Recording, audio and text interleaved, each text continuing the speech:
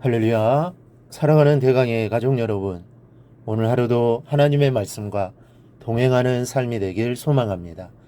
오늘 함께 나눌 하나님의 말씀은 사도행전 4장 13절에서 22절 말씀입니다.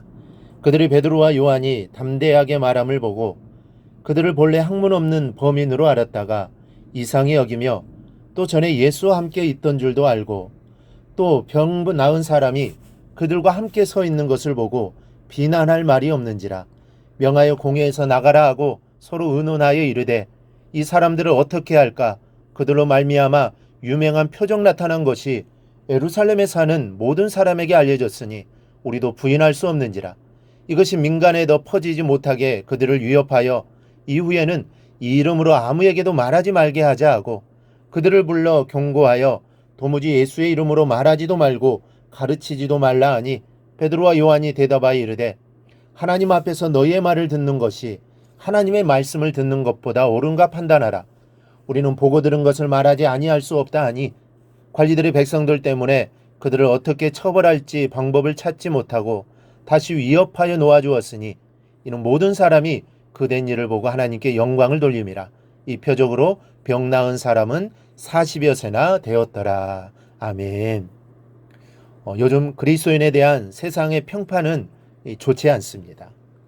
특히 코로나 팬데믹을 거치면서 더 안 좋아졌습니다. 우리들이야 이단이니 정통교회니 구분하지만 세상 사람들은 이단이나 정통교회나 다 교회로 봅니다. 매스컴에서도 구분하지 않고 부르기도 합니다. 그래서 교회에 대한 이미지가 더 안 좋아졌습니다. 그리고 덩달아 그리스도인들의 이미지 또한 좋지 않습니다.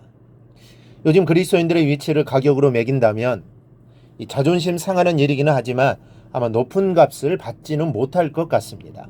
그 이유는 아마 세상적으로 성공한 그리스도인들이 온갖 부정 축제의 자리, 또 비리의 자리에 앉긴 데가 없고 또 평범한 그리스도인들마저도 희생보다는 이익을 쫓으니 세상 사람들이 그러한 그리스도인들에게 높은 점수를 주기 바라는 자체가 욕심이 아닐 수 없습니다. 세상이 빛과 소금의 역할을 해야 하는데 하지 못하니 당연할 것입니다. 우리나라의 그리스도인이 통계로는 1,000만 명이 넘어섰다고 보고가 있습니다. 인구 비례로 볼 때 4인 핵가족 기준으로 봐도 평균 한 가정에 한 사람은 그리스도인인 셈입니다. 그런데 그 많은 숫자에도 불구하고 우리나라 사람들의 전반적인 질적 수준은 형편없이 낮은 수준에 머물고 있는 형편입니다. 어찌 보면 이해할 수 없는 현상인 것입니다. 정상적이라면 그리스도인이 차지하고 있는 비례만큼 인간으로서의 삶의 질적 수준이 높아야 합니다. 어떤 특출난 한 사람이 아니라 국민 전체가 그만큼 범죄를 모르고 서로 아끼고 희생하려는 그런 정신적인 자세가 정립되어 있어야 한다는 말씀입니다. 왜냐하면 사회 구석구석에 그리스도인들이 있기 때문입니다. 그런데 지금 우리나라에서는 그렇지 못한 상태에 있습니다.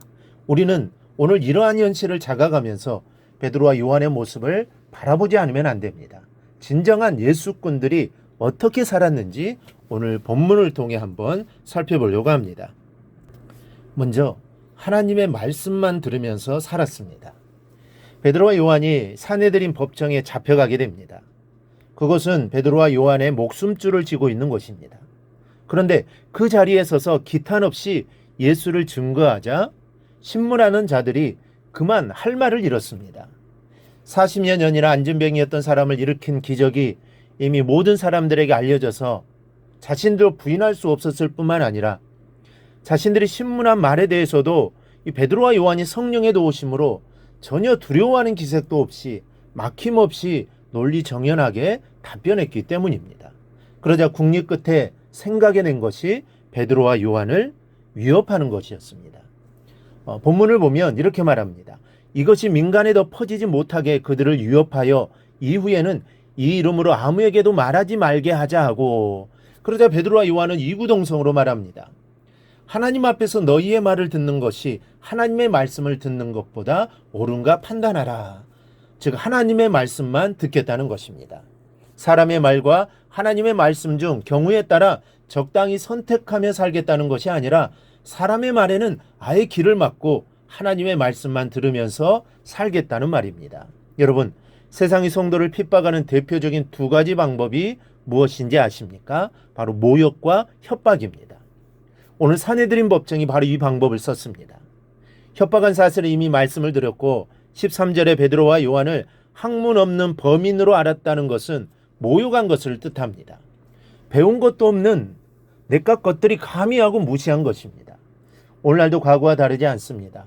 베드로 요한은 배운 것이 없는 거로 모욕을 당했지만 세상은 교모하게 성도의 아픈 부분을 건드리며 핍박해 옵니다. 그러므로 여러분, 사람의 말에 흔들리지 마십시오. 모욕을 하든 협박을 하든 우리는 하나님의 말씀만 들으면 됩니다. 그래야 그리스도인의 가치가 올라가게 됩니다. 하나님의 뜻을 이루게 되고 하나님의 영광을 드러내게 됩니다. 둘째는 증거하는 삶을 살았습니다. 베드로 요한은 분명하게 딱 잘라 말했습니다. 우리는 보고 들은 것을 말하지 아니할 수 없다. 보았는데 들었는데 어떻게 말하지 않을 수 있냐는 겁니다. 말하겠다는 것이죠. 현대를 살아가는 성도들에게 가장 결핍되어 있는 부분이 바로 이 부분입니다. 성도로서의 삶 이전에 보고 들은 것, 즉 예수에 대한 개인적인 체험이 없습니다.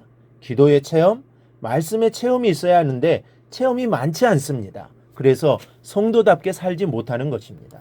그러므로 여러분, 성도답게 살기를 희망하기 전에 예수를 보고 듣는 체험하는 과정이 있기를 소망하십시오. 예수를 구주로 영접한 기쁨이 사라지지 않기를 소망하십시오. 기도의 응답이 있기를 소망하십시오. 예수의 사랑이 마음속에 사무치는 감격이 있기를 소망하십시오. 이렇게 하나님의 말씀에만 귀 기울이면서 예수 체험하기를 힘쓰면 성도답게 살게 되고, 그러면 세상의 그리스도인들에게 대한 태도가 달라질 것입니다.